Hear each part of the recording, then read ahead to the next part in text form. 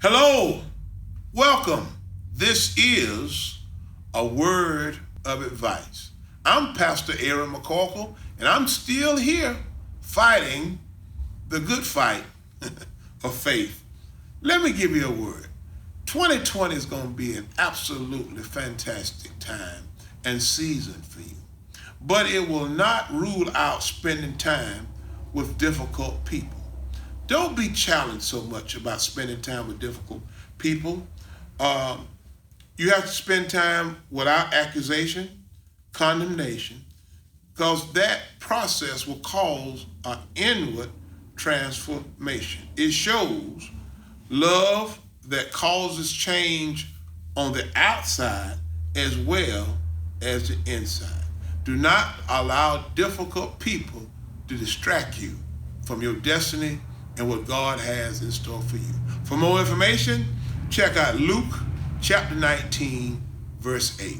Oh, we're so excited to be here today. We're so festive. First Lady has done a great job in making sure I remember it's Valentine's Day.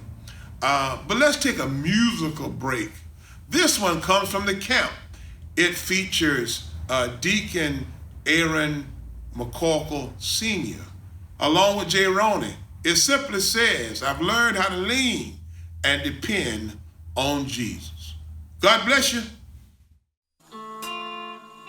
I'm reminded of an old song my dad used to love to sing. During Sunday morning devotion service, he would get up, lean on that old choir banister. He'd say for words like this, he'd say, oh, I learned how to lean. That's how you used to say it. And depend on Jesus, 'cause he is my friend. Dad would never get in a hurry. He'd take his time and say, and he's my guide. I've learned how to lean and depend on Jesus, 'cause I found out if I trust him, he will provide. Then he'll look at the choir. He said, y'all help me sing. I've learned how to lean on Jesus and depend on Jesus, 'cause he's my friend, my only true friend, and he's my guide. I've learned how to lean and depend on Jesus, because I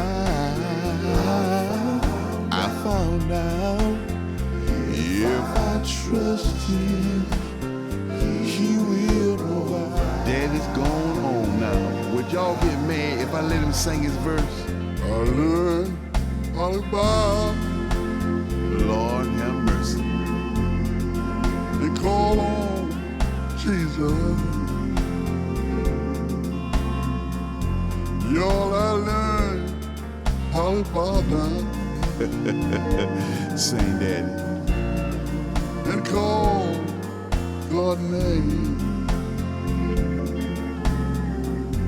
I had to learn all about. Oh, call on Jesus. Y'all I found out if I trust him, he will provide. Oh, how I miss you, Daddy. Rest in peace. I'm so glad you taught me to lean on Jesus and depend on Jesus, 'cause he's my friend. Yes, he is. Jehovah Jireh, my provider. I've learned how to lean on Jesus and depend on Jesus. Lord, I found out if I trust Him, He will provide.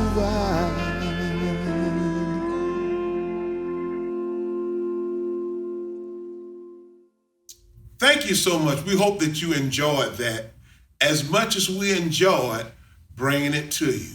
Again, I am fortunate and blessed to have the Right Reverend Francois Monique Crowell with me.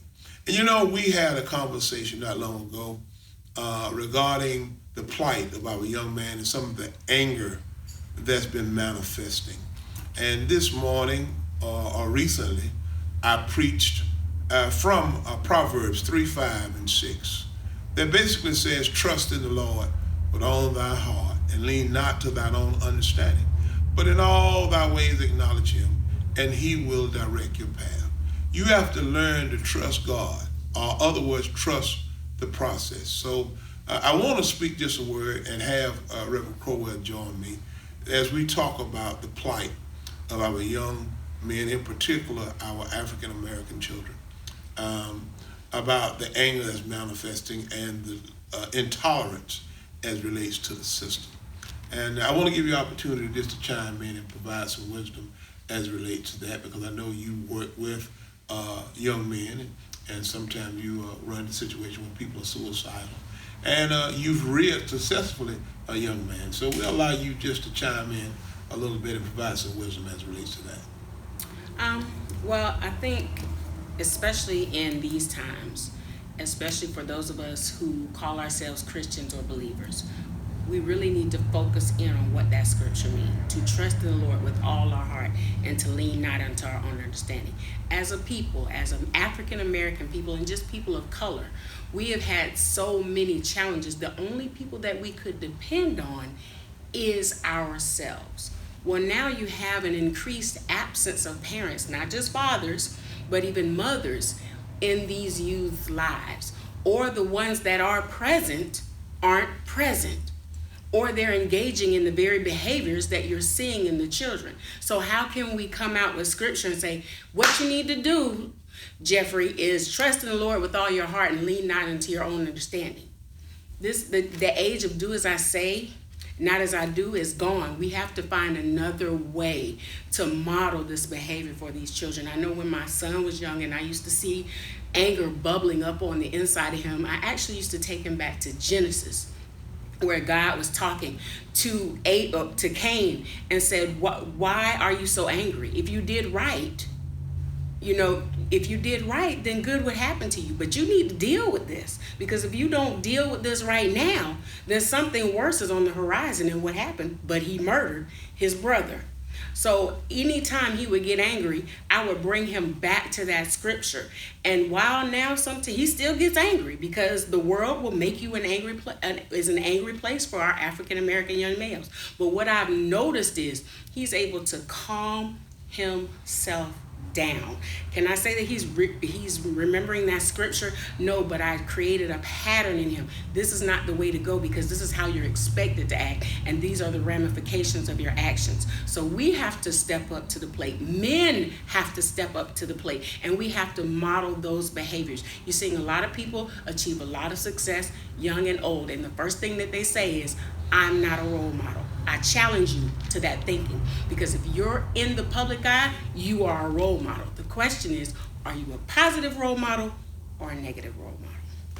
Very good. I appreciate that word. And I would say to those that are coming under the oppression of the system, remember this: grapes must be crushed to make good wine. Diamonds have to be pressured in order to form. Olive oil is made out of the pressing of the olive. Seeds grow in darkness. Whenever you feel crushed, under pressure, or pressed, or even in darkness, remember, you're in a powerful place for transformation. Trust the process. And now let me speak a word about the fabulous one. This is First Lady Patricia McCorkle, and we want to speak about her organization, Pat's Priority. Pat searches and finds those products that will be very beneficial and presents them for us. What would you have today, First Lady? We have products by Mary Kay. I've put together some fabulous baskets for Valentine's Day. What we have is perfumes, candies, lotions, whatever you may need. Have it ready for your loved one. And do you care to share a price, or you have to get the price when they call you? Well, it all depends on what you would like in your basket. I can do combinations. We can work it out between $40, $60, whatever you are willing to pay to have this specially made for that loved one. Well, I would suggest not be like me. We've been married 38 years.